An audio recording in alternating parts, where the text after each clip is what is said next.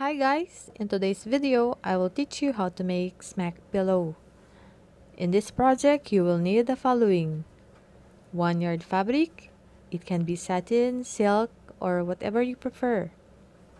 Needle and thread, yarn, ruler, scissor, pencil, buttons, cotton fiber, and you will also need a pattern. Okay, let's start.